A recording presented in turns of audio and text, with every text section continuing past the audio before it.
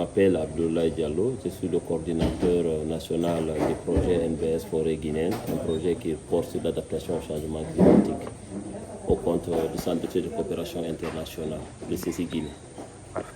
Alors, quel regard portez-vous sur les efforts de reboisement menés en Guinée ces dernières années?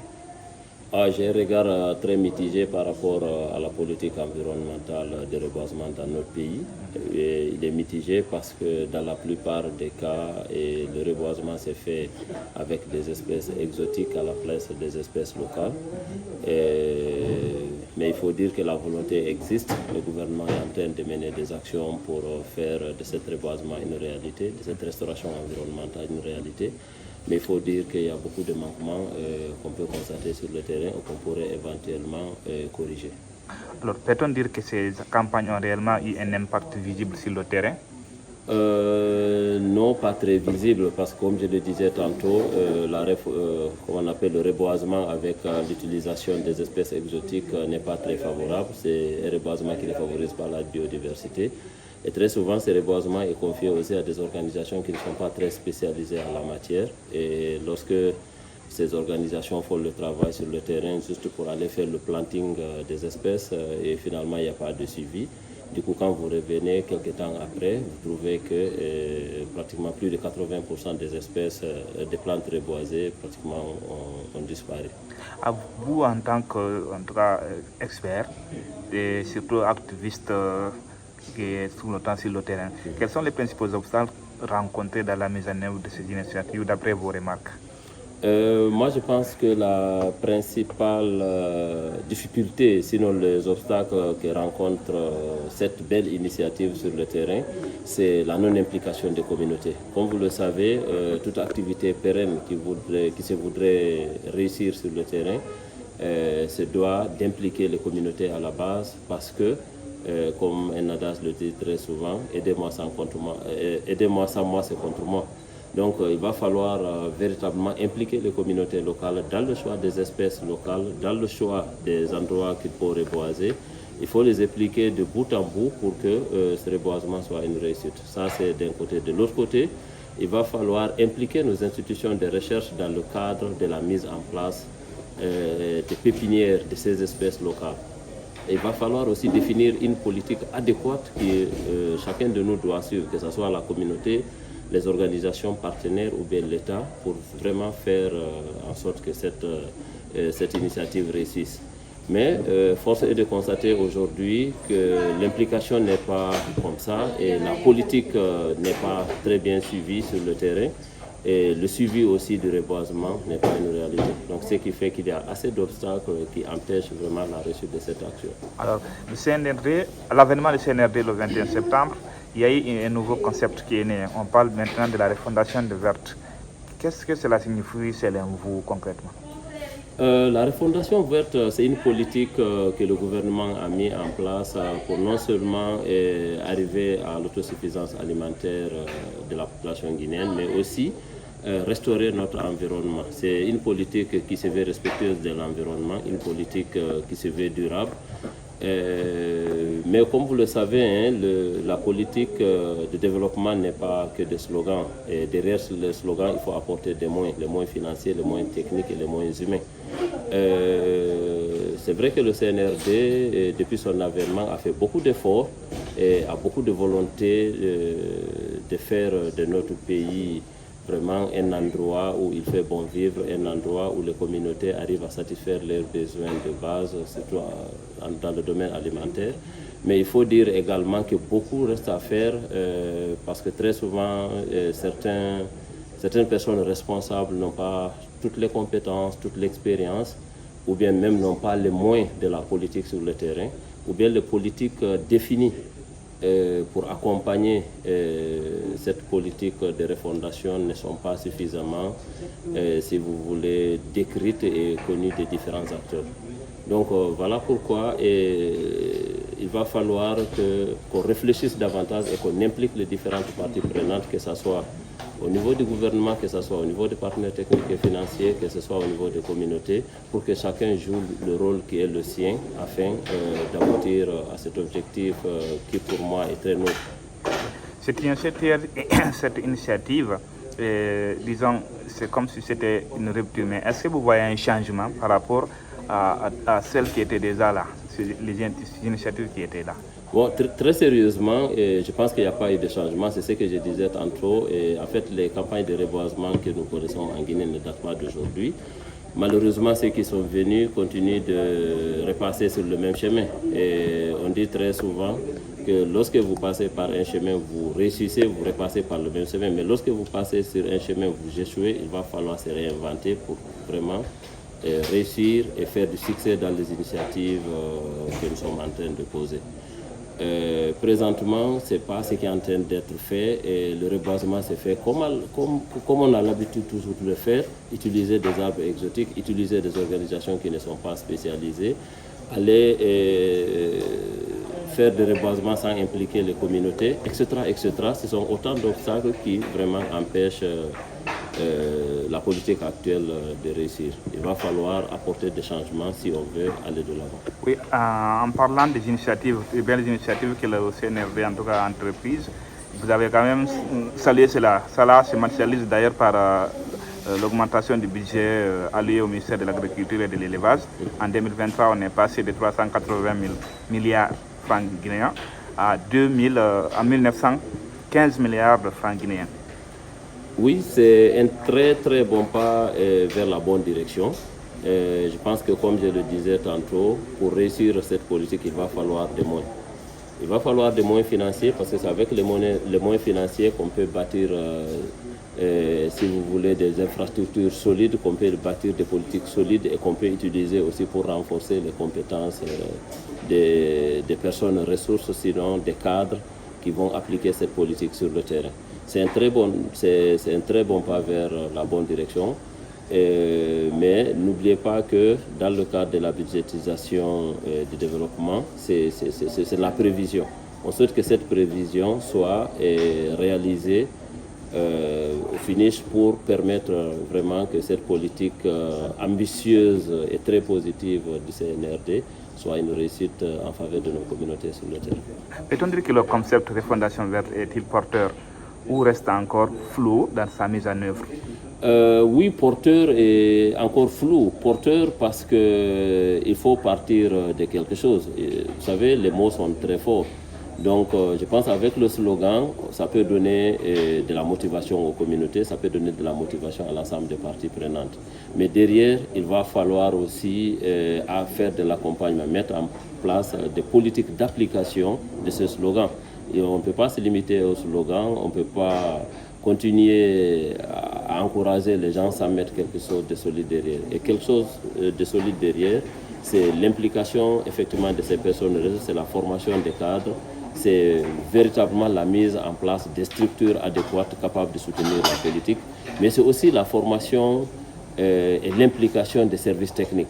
Comme vous le savez, nous avons beaucoup d'institutions de recherche chez nous qui existent et qui sont capables vraiment de trouver des résultats par rapport aux problèmes que nous rencontrons. Mais malheureusement, ces institutions ne sont pas impliquées. Et les institutions qui sont impliquées aussi, il n'y a pas de dialogue entre ces institutions. Du coup, chacun évolue à vase clos et ça empêche la synergie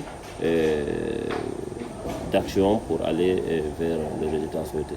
Alors, selon vous, quels sont aujourd'hui les principaux défis écologiques auxquels la Guinée est confrontée? Aujourd'hui, les défis sont énormes. Les défis sont énormes parce que aujourd'hui, lorsque vous regardez, si vous prenez juste un exemple dans votre petit village, les cours d'eau qui étaient là avant, c'est des cours d'eau qui ont disparu. Aujourd'hui, le réchauffement climatique que nous sommes en train de vivre, c'est une réalité. Donc, c'est un réchauffement climatique qui a beaucoup de corollaires, non seulement au niveau des communautés, mais sur la biodiversité de façon globale. Donc, il va falloir, dans le cadre de la lutte contre ce réchauffement climatique, faire en sorte qu'une bonne politique soit définie, faire en sorte que cette politique soit bien appliquée et suivie sur le terrain, en impliquant les communautés, en impliquant les bailleurs et en impliquant les différentes parties prenantes. Donc sinon, les défis écologiques, si vous voulez, liés comment on appelle, à la biodiversité aquatique, à la biodiversité des insectes ou bien à la biodiversité des plantes, les défis sont énormes. Peut-être il va falloir toute une émission pour revenir point par point sur l'ensemble de ces éléments pour permettre d'élucider vraiment les lecteurs. De votre constat, est-ce que la déforestation est en progression malgré les reboisements? Oui, la déforestation est en progression. Toutes les études que nous avons menées sur le terrain montrent que la carbonisation, la recherche du bois d'échauffe, ou bien la recherche de bois pour les meubles ou bien les constructions est en nette progression. Et malheureusement, on ne peut pas stopper ces activités parce qu'il faut faire la promotion, si vous voulez, d'une utilisation responsable de nos forêts. Nos communautés ont besoin de bois d'échauffe, nos communautés ont besoin de meubles, nos communautés ont besoin de faire de la préparation. Il ne faut pas peut-être complètement interdire la coupe du bois, mais il faut savoir quand même faire une gestion intégrée et durable en faisant la promotion de la mise en place des forêts communautaires, en faisant, si vous voulez, de la restauration de la forêt après une exploitation, etc., etc. Il y a plusieurs options qu'on peut mettre en place pour véritablement aider à restaurer et à sauvegarder notre environnement. Malheureusement, ce n'est pas souvent ce qui se fait sur le terrain. On vient détruire 10 arbres et finalement on ne replante aucun à la place. Et c'est ce qui fait que la déforestation est en nette progression. Vous voyez combien de fois, aujourd'hui les températures sont élevées, vous voyez combien de fois s'il y a une toute petite pluie, il y a des inondations, etc., etc. Et vous voyez combien de fois les saisons pluvieuses sont courtes aujourd'hui. Donc ça nous interpelle et il va falloir que chacun s'élève vraiment pour s'impliquer et trouver des solutions durables. Oui, alors que faudrait-il faire pour que le reboisement soit durable et efficace, à votre avis? Pour que le reboisement soit durable et efficace, il va falloir premièrement définir des politiques adaptées et des politiques inclusives en tenant compte des besoins des communautés, en tenant compte aussi des besoins des espèces que vous voulez aquatiques, les besoins des animaux, etc., etc. Il ne manque pas de voir aujourd'hui dans des villages où les animaux viennent agresser les communautés. C'est parce que simplement il y a une pression de la communauté sur cette forêt. Donc il va falloir faire en sorte d'identifier des espèces locales qui ont à la fois des portées économiques, qui ont à la fois des portées, si vous voulez, médicinales, etc., etc., pour intéresser les communautés à les préserver, à les sauvegarder et à les utiliser de façon rationnelle. Quel rôle pour les communautés locales et la société civile dans cette initiative? Les communautés locales ont leur rôle à jouer, un rôle central à jouer dans le cadre de la restauration environnementale. Parce qu'une fois leur environnement, leur écosystème est détruit, ils ne pourront plus vivre là. Aujourd'hui, nous connaissons même dans notre pays des réfugiés, si vous voulez, climatiques. Donc les communautés doivent s'impliquer dans la restauration environnementale. C'est vraiment à la fois un droit, mais c'est aussi un devoir de le faire. Parce que sinon, les communautés, comment on appelle, les générations futures n'auront pas, ou bien ne connaîtront pas de forêt. Et nous serons tous obligés d'immigrer et de quitter nos zones d'habitation. Par rapport à la société civile, elle doit sensibiliser les communautés, elle doit faire du lobbying auprès des autorités, elle doit rechercher des financements pour accompagner, n'est-ce pas, ces communautés à se prendre en charge et à restaurer notre environnement de façon durable. Et est-ce que vous avez des exemples à ce niveau où des communautés impliquées dans le processus de boisement, en tout cas, cette implication a pu donner des résultats, en tout cas, satisfaisants? Oui, dans le cadre de notre projet, par exemple, nous avons organisé des activités où on a mis ensemble les chercheurs, la société civile, les communautés locales, le secteur privé, pour qu'il y ait un dialogue pour voir qu'est-ce que chacun pourrait faire. Et aujourd'hui, dans notre zone d'intervention, c'est des femmes qui se sont constituées en groupement et qui ont identifié avec nous des espèces locales, notamment des espèces qui ont des portées économiques. Ça, c'est le néré, le petit cola, si vous voulez, et le tola. Ce sont autant des espèces qui peuvent produire des éléments dont la communauté a besoin et la communauté peut exploiter, revendre et avoir des revenus. Donc aujourd'hui, ce sont ces femmes-là qui se sont constituées en groupement, qui expérimentent ces espèces locales-là en des pépinières. Vous avez des pépinières aujourd'hui de plus de 5 000, de plus de 10 000 espèces, de plus de 50 000 même par endroit.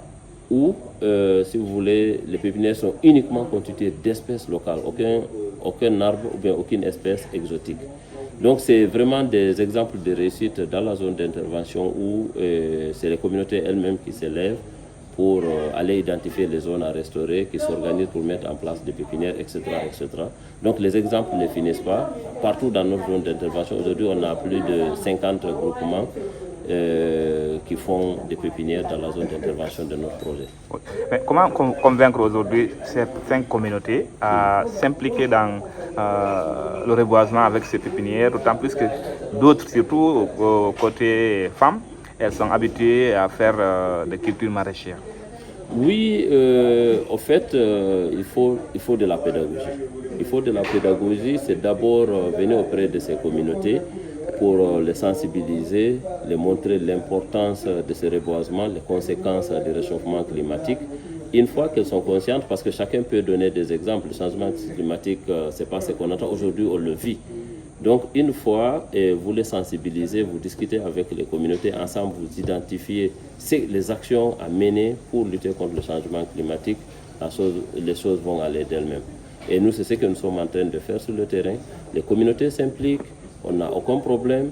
On les a fait comprendre que le fait de mettre en place des pépinières aussi, ça peut les rapporter des revenus, non seulement dans le court terme, mais dans le long terme. À court terme, ces groupements peuvent revendre les plants pour se faire de l'argent, mais à moyen et à long terme, ces espèces, une fois mises en reboisement, vont produire de l'alimentation, vont produire des médicaments pour les communautés. Il suffit simplement de les conscientiser et de discuter avec elles, de les impliquer pour que tout marche normalement. Je vais revenir sur la question par rapport toujours à cette refondation verte, parce que depuis des années, nous généralement on couvre souvent le lancement de campagnes de reboisement. Chaque année, on mobilise les autorités pour aller sur le terrain. Mais par la suite, jusque-là, on a du mal à voir des résultats sur le terrain concrets qui ont pu quand même changer l'environnement dans une localité donnée. Oui, il faut dire que la politique actuellement suivie n'est pas la bonne politique. Ça, c'est ce que je disais tantôt. Parce que lorsque vous utilisez des espèces qui ne sont pas adaptées aux réalités locales, vous faites du reboisement, c'est un gâchis. C'est des espèces qui ne favorisent pas la biodiversité. Regardez les tecs. Partout où on a utilisé les tecs pour faire du reboisement, c'est pratiquement un échec. Partout où on a utilisé les mélinas, c'est un échec, etc., etc. Parce que c'est des espèces qui n'acceptent pas d'autres espèces auprès d'elles. Donc il faut accepter vraiment d'utiliser les espèces anciennement connues dans nos localités. Mais pour ce faire, malheureusement, il y a beaucoup d'espèces aussi aujourd'hui qui ont disparu. Et les espèces qui existent aussi, on ne les a pas domestiquées. C'est-à-dire les communautés ne savent pas les mettre en pépinière. Donc il faut les apprendre à mettre en place ces pépinières. Il faut mettre en place des banques de gènes, que ce soit au niveau local qu'on appelle ex-situ ou bien au niveau du terrain qu'on appelle in-situ. C'est-à-dire qu'il faut que ces espèces-là, qu'on puisse les trouver, qu'on puisse les domestiquer ou qu'on puisse les multiplier. Malheureusement, aujourd'hui, il n'y a pas de banque de gènes partout à travers le pays. Il y a quelques centres de recherche qui existent, qui se battent à identifier des espèces en forêt, les géolocaliser, etc., etc. Mais ça ne suffit pas. Il faut vraiment mettre en place des banques de céréales, former des gens qui sont capables de multiplier ces espèces-là pour permettre une restauration responsable dans notre pays. Sinon, la façon dont la restauration se fait actuellement, les campagnes de reboisement sont véritablement un échec. Si on me demande de donner une note, je vais donner carrément une note de 3 ou 4 sur 10. Parce que très souvent, comme je le disais à l'entame, c'est qu'après le reboisement, personne ne revient voir. Personne ne revient voir et si vous revenez un an après, vous trouverez que plus de 80% des plantes reboisées pratiquement sont mortes ou bien elles n'existent pas en fait sur le terrain. Donc c'est ce qui est très dommage. Êtes-vous optimiste pour l'avenir écologique de la Guinée? Oui, optimiste parce qu'il y a de la volonté politique aujourd'hui. Il y a aussi des bailleurs qui s'intéressent, mais un peu pessimiste quand on regarde la façon dont la politique est menée, avec l'implication des personnes qui ne sont pas, si vous voulez, qui ne connaissent pas le domaine, des organisations qui ne sont pas spécialisées, à l'absence d'une politique adéquate, à l'absence de l'implication des communautés. Et c'est un peu difficile et on ne pourra pas réussir notre politique de cette façon-là. Dans le cadre du reboisement, dans le cadre de la lutte contre le réchauffement climatique et surtout du reboisement, quelle devrait être la politique, l'implication des femmes dans ce processus? Comme vous le savez, les femmes sont supérieures aux hommes dans notre pays. Toute politique de mise à l'écart de ces femmes-là serait une mauvaise politique. Les femmes ont beaucoup de connaissances. Si vous allez aujourd'hui dans votre village, si vous voulez avoir des médicaments, si vous voulez avoir certaines informations sur la forêt, c'est aux femmes que vous allez vous adresser. On se rappelle toujours de cette grand-mère qui a sa petite marmite, voilà, d'écorce et de feuilles, voilà, pour aider à traiter telle ou telle autre maladie. Donc les femmes ont beaucoup de connaissances et doivent jouer un rôle central dans le cadre de la restauration, surtout que c'est elles qui sont les plus impactées par le phénomène de changement climatique. Et elles sont les moins impliquées dans le cadre de la lutte contre ce réchauffement climatique ou dans le cadre de l'adaptation à ce changement climatique. Donc, la politique voudrait qu'on les implique. C'est ce qui fait que nous, dans le cadre de notre projet, plus de 50% des bénéficiaires sont des femmes. Et de cette façon-là, je vous assure, vous verrez que les choses vont changer parce qu'on fait en sorte qu'elles s'impliquent dans la définition des politiques au niveau local. On les implique dans le choix des espèces, on les implique dans le choix des domaines à reboiser. Et cette année, par exemple, nous avons fait plus de 1260 hectares, dont les plus de 70% ont été reboisés par les femmes. Donc si elles sont impliquées, on peut être sûr que la politique va réussir également. Un message aux autorités ou à la jeunesse? À la jeunesse de s'impliquer, de se lever pour préserver notre environnement, parce que l'environnement, comme le dirait quelqu'un, c'est un emprunt qu'on a fait aux générations futures. Donc il va falloir maintenir l'environnement tel qu'on l'a trouvé si on ne peut pas le développer. Aux autorités, c'est de mettre en place des politiques adéquates, faire en sorte que les différentes parties prenantes, notamment les spécialistes, notamment les fonctionnaires, soient renforcés dans leurs compétences pour permettre de mettre vraiment la politique gouvernementale de l'environnement en œuvre. Parce qu'il ne sert à rien de mettre de l'argent si les compétences ne sont pas renforcées. Il ne sert à rien de mettre de l'argent s'il n'y a pas une bonne politique de développement. Donc on demande à nos autorités d'impliquer toutes les parties prenantes pour une restauration responsable et réussie dans notre pays. Merci beaucoup, M. Diallo. Merci beaucoup.